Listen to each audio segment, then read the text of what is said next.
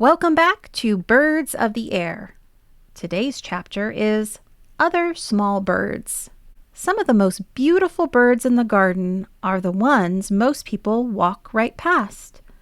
We will learn to notice them, starting with a singer whose voice rivals the nightingale. Let's look at our vocabulary before we begin.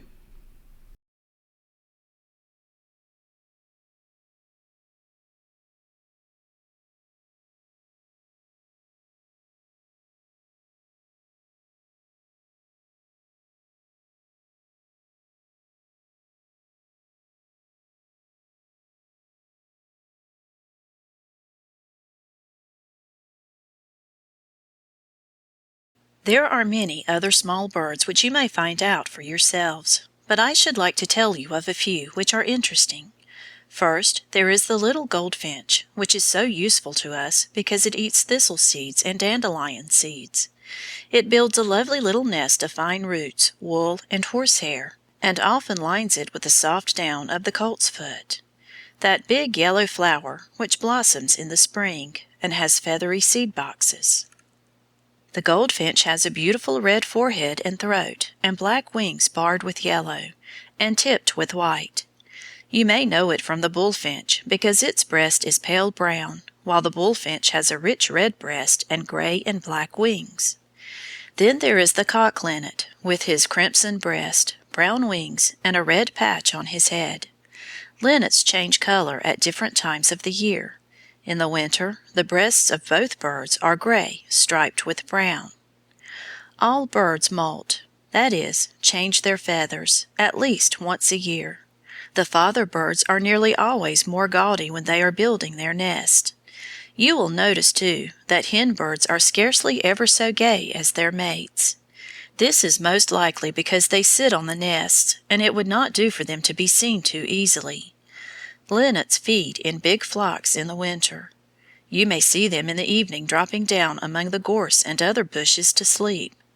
It is sad that both the goldfinch and the linnet are caught and sold to sing in cages.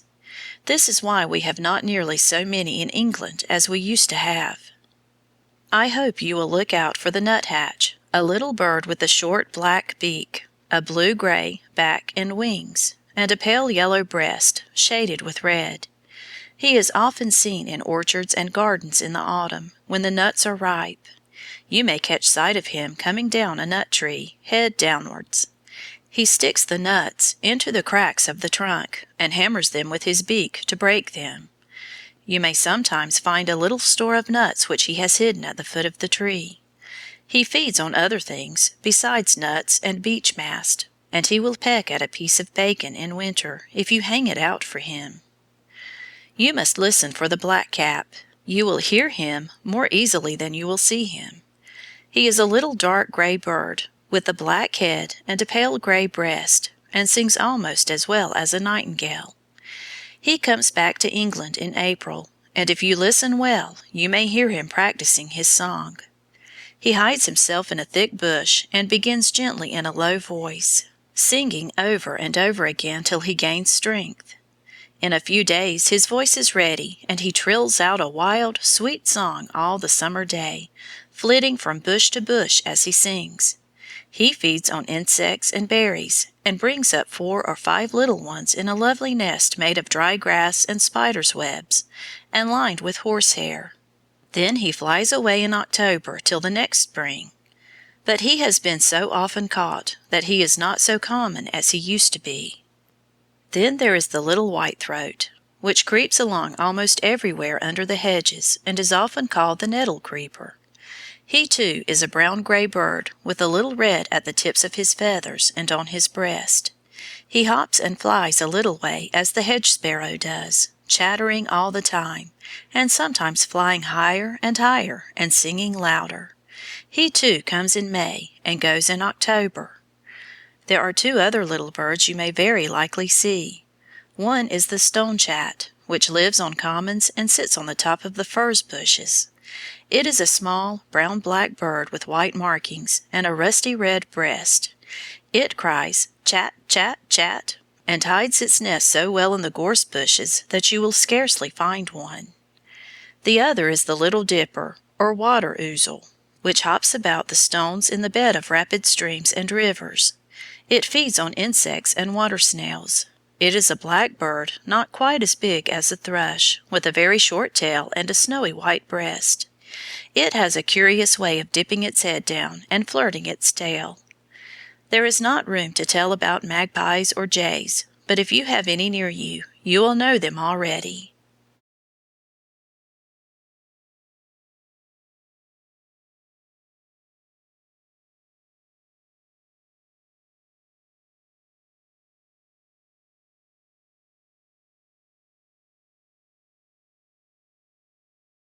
There are so many little birds hiding right where you live.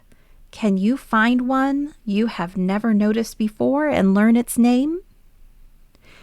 If this lesson blessed your family today, the kindest thing you can do for us is subscribe and tell a friend about us. We do the planning, the books come alive. Your child does the learning. See you next time.